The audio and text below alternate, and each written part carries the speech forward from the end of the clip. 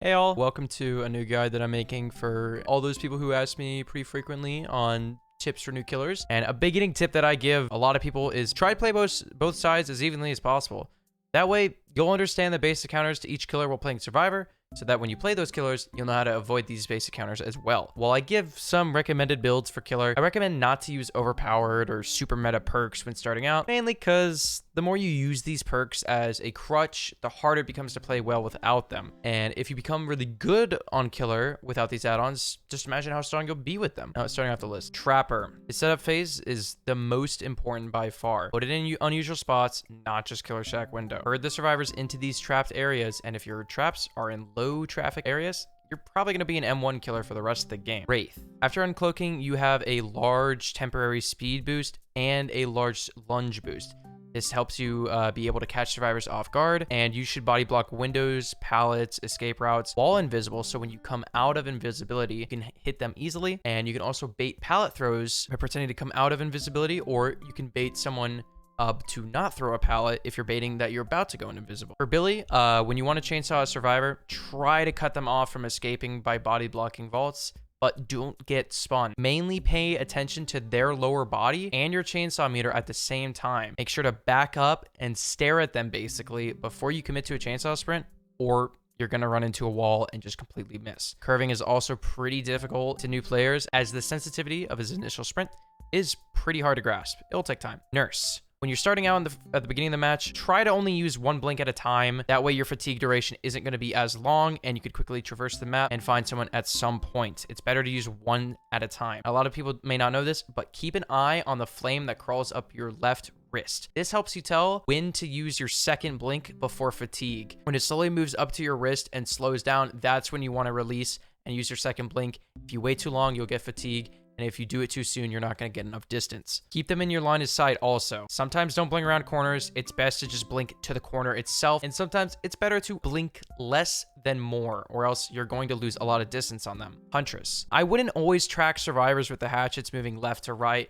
It's sometimes better to let them walk into the middle of your screen while you are aiming stationary, and then release when they walk in the middle. That way they're kind of mind gaming themselves instead. Wait for them to be in a stuck lock animation, such as a pallet or a window vault, to hit them with a hatchet. And for sake of time, I'm going to be referencing this as well later in the video. Animation locks, and let them mind game themselves into you. I'm going to be referencing that later. Fires. At the beginning of the game, you're going to have 0 tear radius and no red stain. Use this to sneak up to survivors and stalk them from afar. Once you achieve tier 2, make sure to 99 the stalk meter until you're close enough to a vulnerable survivor. If you don't do this properly and you pop your tier 3 too early, this gives them, the survivors, more than enough time to run away, get to a vault, pallet, or a jungle gym, and it's just going to be a waste of your tier 3 and you won't get any value out of it. Hag. Try to trap grass patches, vaults, unsuspecting places, and hooks where survivors may lie. These traps are triggered and taken by the hag. You will always be facing the survivor, so take advantage of this and try to immediately swing as you take your teleport. Doctor. Use his large radius static blast as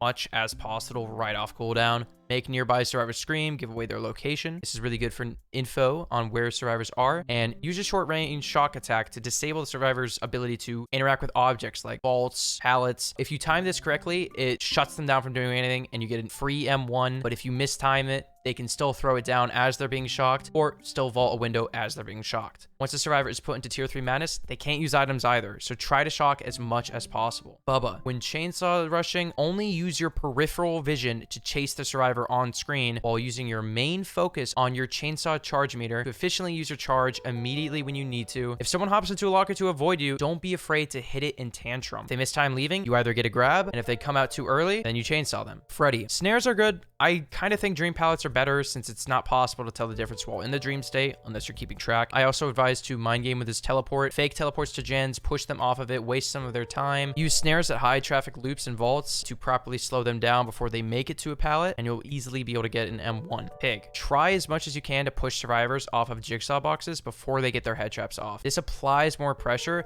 Since Pig already doesn't have a lot of pressure, this is the only move you really can make. Don't crouch that often as well. Her crouch compared to Ghostface is not that good. She's very slow. It's not really worth it, but when you're dashing, try to mind game by going the opposite direction that you're initially facing. This makes the survivor think you're going forward when you're facing forward, but if you immediately 180 and turn back towards them, that can be an easy hit. But this is only really usable at short loops. If you do it at long loops, it might not always work. Clown. Throw the bottles in front of the survivors to cut them off, and try to do it behind you as well if you're running a circular loop. If they try to go back through the same window twice, they're going to be slowed down and you can catch up on them. When picking up a survivor as well, use your yellow speed bottles to make it to the hook faster. Spirit. When coming out of a phase near a pallet, try as hard as you can to listen to where a survivor is and stick yourself underneath the pallet where survivor is, basically blocking them entirely from dropping it. You can also do this with Wraith. Listen for the breathing and you'll be able to see their movement path during phasing, so pay attention to grass and foliage as much as possible. Legion. Legion is more of a run and gun type killer. Find survivors at the beginning, use the frenzy, hit them, and move on to the next one. Use this frenzy to navigate around the map and check on gens through killer instinct, and just cut off their ability to heal and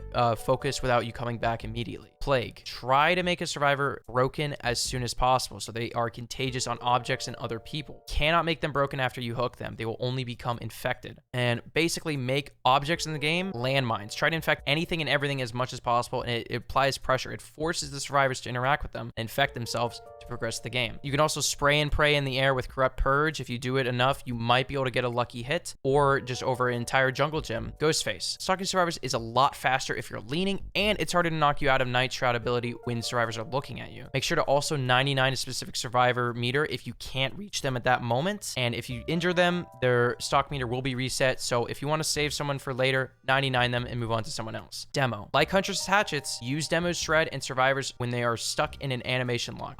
Your shred can also be used as bait. If a survivor's attempted to dodge your shred ability, cancel it, M1 them, let them walk themselves into you. Oni. It's most important to get as much blood at the beginning of the game to activate your main power. Hit a survivor, and if they get to a loop or a jungle gym, move on. Not worth it chasing that early in the game. Pay attention to blood orbs as well. If there is a large amount of blood in one area, it's pretty likely that there's more than one survivor there that is injured as well. Deathslinger. If you shoot a survivor and you can't actually reel them in close enough, you can just let the chain break, make them mend. It's still worth it, regardless if you get the short stun duration. Refer back to my Huntress tip. Animation lock, let them walk into your own aim. It's much better overall. Pyramidhead. Again, animation lock. If you cancel your M2 towards a vault and they start dodging back and forth, cancel it. Free M1. It's pretty simple and very effective. Sending someone to a cage is also pretty useful. It saves a lot of time to hook. However, sometimes it's better to mori them instantly out of the game when they are on death hook. Blight. Don't rush around safe loops if you're still learning. And don't be afraid to turn to your side or even behind you if you need a quick bounce off of something if nothing else is in the area. You can also hug walls and flick hit onto survivors. And if you're unsure about what is a actual bounceable object or what's slippery, just aim directly at a corner of an object. That way you will most likely hit it every time and you won't have to deal with utter blight, zooming around the map, no control whatsoever. Twins. To avoid getting kicked as much as Victor, try to hug the survivor as close as possible, kind of like what you do when you're uncloaking as Wraith or chainsawing a survivor as Billy. And when you attach, try to cut them off as Charlotte. You see Victor's aura through walls and the survivor becomes oblivious. It's pretty easy to cut them off. Break line of sight too. That works as well. Trickster. Like Huntress, try to hit survivors with knives when they're in an animation lock. Hurt survivors to short loops because Trickster struggles in large jungle gyms and excels in short loops with a lack of cover. This is also a good place for main event to come out. Nemesis. Nemesis is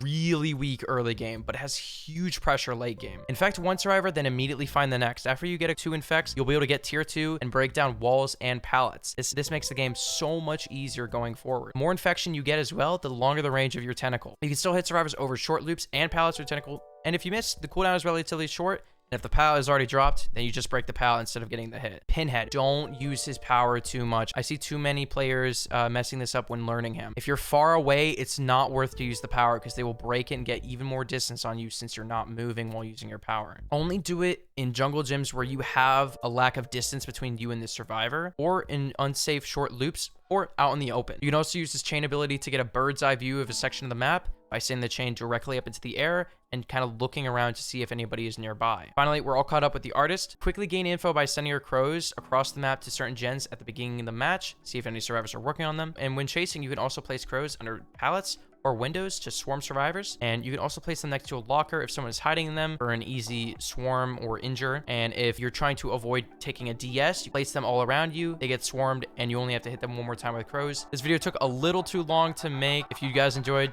check out my other stuff. I would really appreciate it. Other than that, cheers.